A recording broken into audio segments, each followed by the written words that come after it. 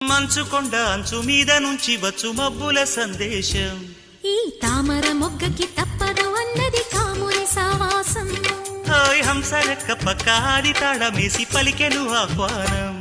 ఈ అచ్చట ముచ్చట ఇచ్చట తీరగా హెచ్చెను హేమంతం. ప్రియమగు ప్రియురాల చంపకు విరహాల విరిసిన పరువాల పిలిచిన మధుబాల.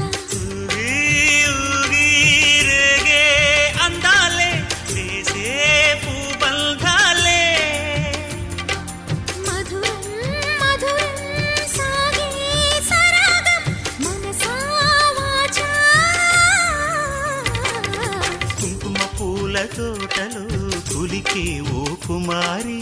శంఖములు దిన ప్రేమకి చేశా మదినివాడ.